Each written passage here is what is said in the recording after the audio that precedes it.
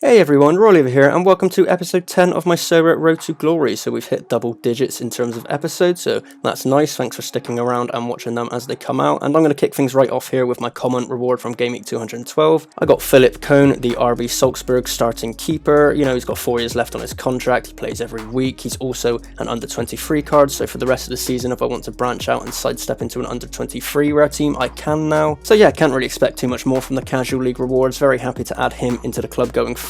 And on one of my recent videos, a commenter here, Freemo, friend of the channel, he was wondering if I could put the Ethereum profit and loss up in the top left corner as well. Obviously fluctuations cause the Ethereum price to differ over the profit and loss of the fiat price over time, so this might look a tad different. I've gone back and looked through my old videos and purchases and sells and all of that to see if I could calculate the Ethereum profit and losses, and the Ethereum loss is sitting at roughly 0.14. So at the moment this would be closer to being worth minus £400 instead of the minus £290 I'm currently at, so it shows a difference in buying power depending on the price of Ethereum at the time that you're purchasing and selling players. This is definitely something I've become more conscious of in the last month or two, what with the recent spike in Ethereum price. So going forward on the road to glory, I'm going to keep the Ethereum profit and loss up there in the top left corner along with the fiat profit and loss as well. And the brutality continued into game week 213 in All-Star Rare. With a few hours left of the game week, I had 208 points, so just enough to squeeze into that first threshold for 0.01 Ethereum. But then when I went to claim my rewards, I was only gifted with a common card from the casual league, so it turns out Opta have fucked me sideways and reduced me to 203 points. It is what it is. Sometimes this will go in your favour, these Opta reductions or additions, and sometimes they won't. This time it certainly didn't go my way and has cost me about 30 quid. And this is made even more annoying by the fact that Szczesny was dropped for Juventus's league loss against Sassuolo, so if he'd played as expected, I would have hit the first threshold, maybe even the second one. Unlikely, but you never know. I know he's had a shite season, but I would have still expected him to be their number one choice, but what can you do? At least Morgan's continuing to play well in the closing stages of the season, so hopefully he keeps these performances up when the season restarts come March. And Dos Santos as well had a decent score considering he had no contributions. You know,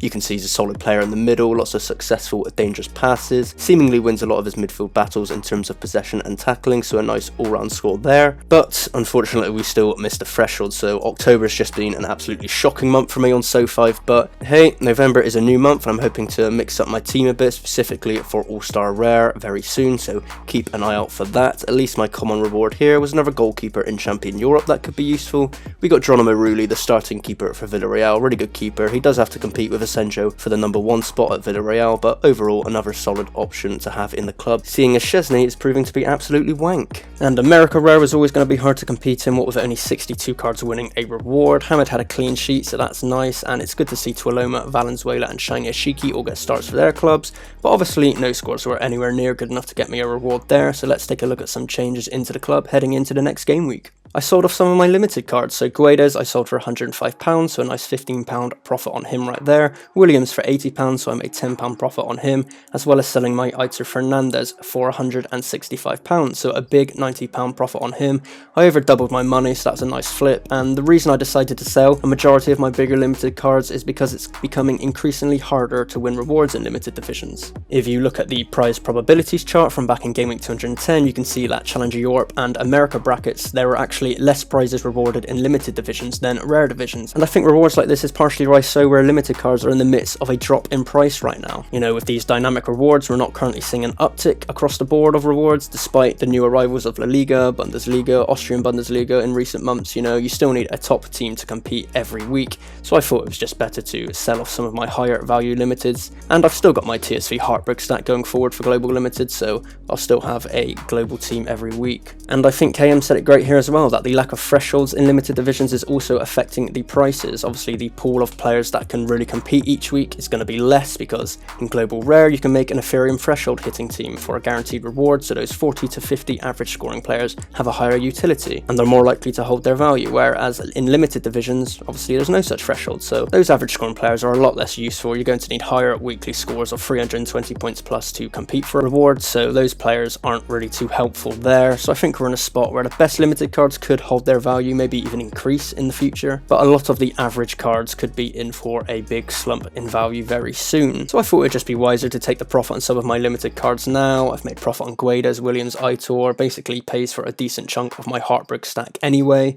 so it becomes a cheap squad to use each week. So overall, I just think it's best to be careful with the limited cards at the moment. Hopefully the long-awaited progression bar gives the average limited cards more utility in the future. I think there's an Academy League coming at some point for players scoring below 45, so again, that would definitely be useful for bumping up their value a bit. So yeah, is my video title, Are Limited Cards Dying, a stretch? Yeah, it's a little bit of a stretch, but the market certainly isn't thriving at the moment, so I'm no expert, I could be wrong, but I have seen noticeable dips recently in some of these players, so I thought I'd just jump out with some of them now. But obviously things can change and we'll see how it all develops in the coming months.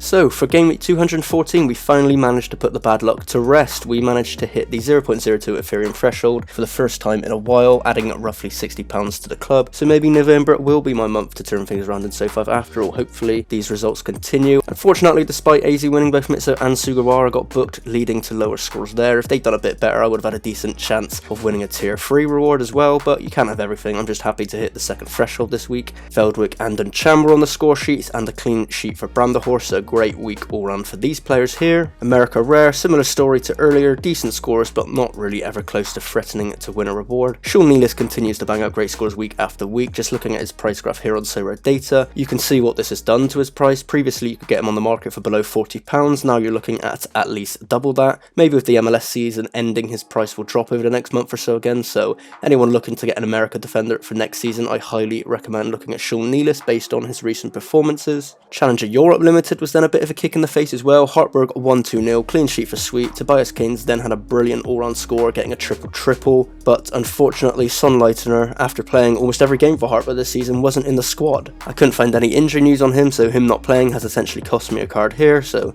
that's a shame, but what can you do? And then here's my squad heading into the next midweek game week. This is the only competitive team I really have playing. It's in All-Star Rare. We've got Cone, Sugawara, Nealis, Mitso and Shelton making up a fairly decent squad. Confident that this should be good enough to hit the thresholds again, assuming that they all play, so hopefully we can continue this November luck going forward. And as always, thanks for watching and thank you for putting up with my hoarse voice this week. Do subscribe, like and comment for more Sorare content in the future. It may help me make money and I enjoy money. Money is nice. So yeah, cheers for watching everyone.